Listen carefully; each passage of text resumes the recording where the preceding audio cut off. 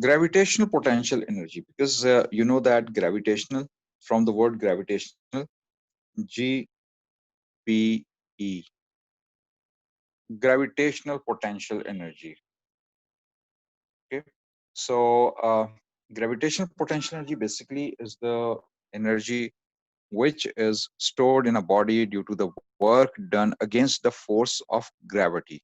Now, I'm going to tell you that how this is included, how we are saying that this is the stored energy due to the work against the force of gravity. Its formula is mgh. Okay, now we have to see that if we have a body like, consider this is the earth's surface, and there is a height, say the height of this building, consider that this is a building, consider that this is the height of the building. Now there is a body of mass m which is staying at this height. The mass of the body is m. Now you know that if the mass of the body is given, then you can find out the weight of the body.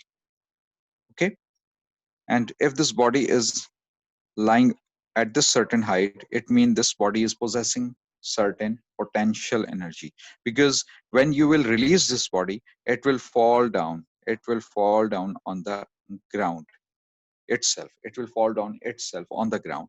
Now, how this energy comes to this body, and why when we are releasing, for example, if I am holding this pen, I'm holding this pen, and this is the paper surface, which is the, you can consider that this is the earth surface.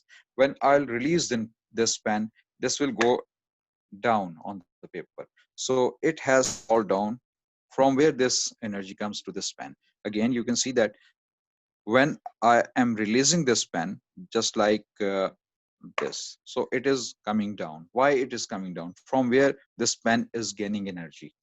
Now you can see that I told you that our body is having the chemical potential energy. Okay, now when our body is having the chemical potential energy, I am just going to hold this pen, and after holding this pen, I am picking this pen up. You can see that when I am picking this pen in upward direction, it means I am storing the potential energy in this pen. That is the gravitational potential energy, because when this pen was lying on the surface, it means its gravitational potential energy with reference to the surface over which it is lying.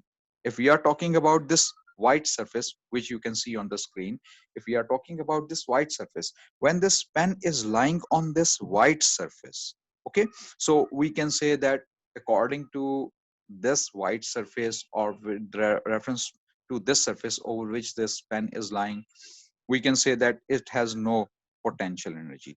But the moment I am applying force to pick it up in upward direction, it means I am doing work against the gravity, because gravity is pulling this pen towards itself, and when I will release it, it will again come on the paper. Okay, so when I am applying the force and I am applying the energy to pick it up, I am doing work against the gravity. Obviously this pen has certain mass, and according to this mass, for example, if this body, which you can see, which is lying over there, it is lying here, suppose this is the mass m. If I am dragging this pen mass m at this point, I have brought this mass m at this point, it means I am doing work to bring this mass to cover this distance. Initially, this mass was here, and this mass covered certain distance. This is the distance which is covered by this mass. I applied the force. With the application of the force, this mass has covered the distance t. So we can find out the work done for this, say F is the force which I applied on this mass, and this mass covered this distance to come at this point. So this is the distance t, force multiplied by distance. So this is the work done.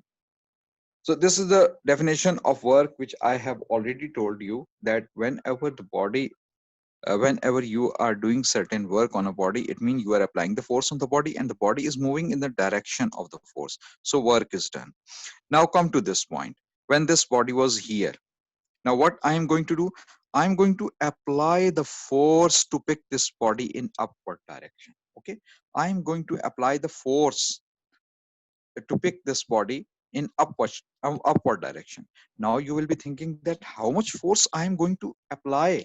First of all, I have to pick this body I have to hold this body, and then I will have to apply the force to pick this body in upward direction. Then obviously I need certain force. Okay. Well, guys, now the force which I have to apply to hold this body in upward direction, so I have to apply the force according to the weight of the body, W. W is equal to mg. M is the mass of the body and G is the gravitational field strength. And I told you then when we are talking about the gravitational field strength, here we are going to take 9.8 Newton per kg, the gravitational field strength, which is taken as this. So mg basically is the weight. So according to the weight of the body, according to the weight of the body, we have to apply the force to pick this body in upward direction. So you can see that here is mg basically is the force, which is the weight of the body, that how much weight of the body. So we have to apply the force according to the weight of the body. And h is the distance. Here h is the height. Height is basically the distance which the body is covering in upward direction. So you can see that here we are looking at the ingredients of the formula of work, that force and distance. Now here the force is equal to the weight of the body and the body is covering certain height. So whatever the work you are doing, you are doing against the pull of gravity. You are bringing this body up to a certain height.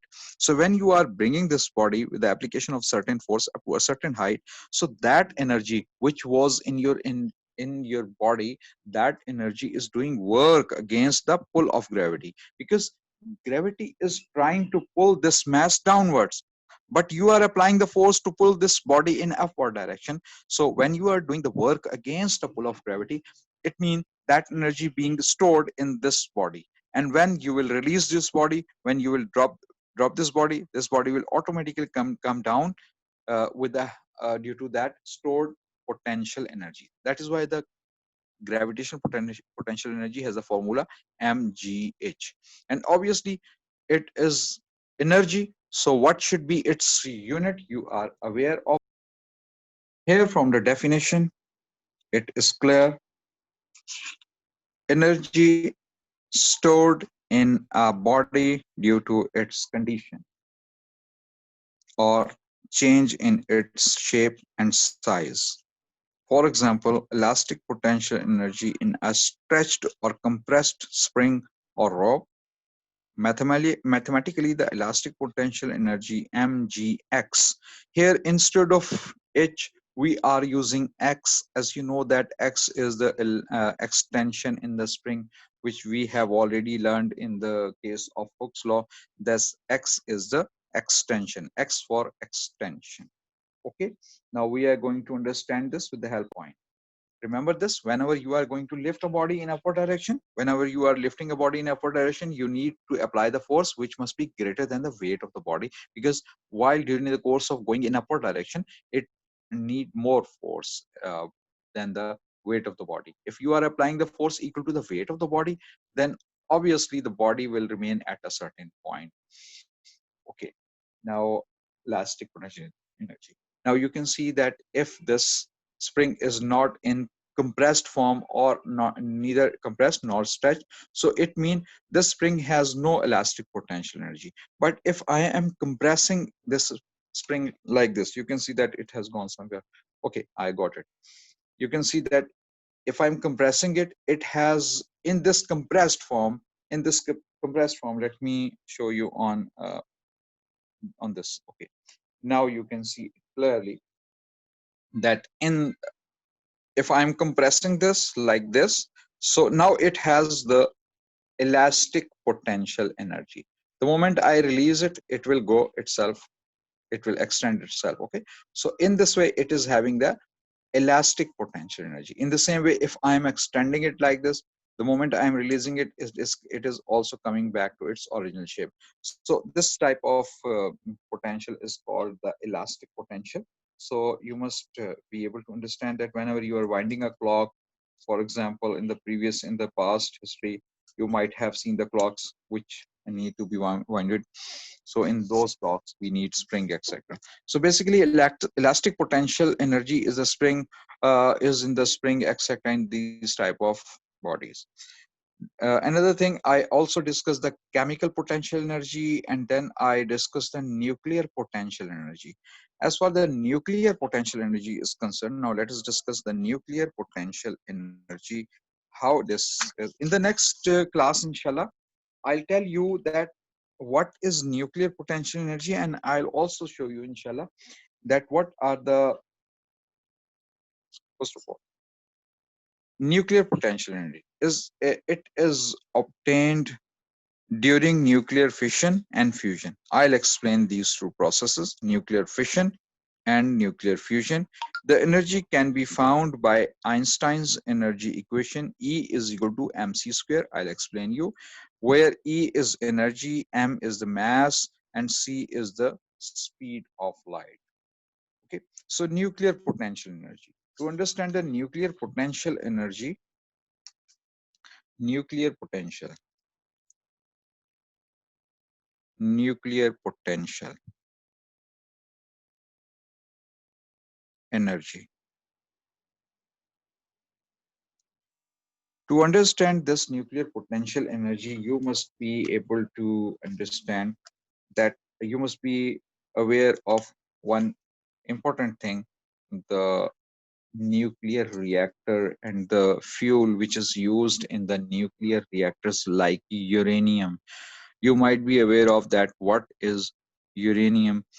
Uranium is an element in chemistry. You might have studied that uranium is the radioactive element, and this radioactive active elements basically are those elements which are emitting radioactive rays. Those radioactive rays are harmful to the human body or the living things. So those elements which are producing these type of rays are called radioactive elements.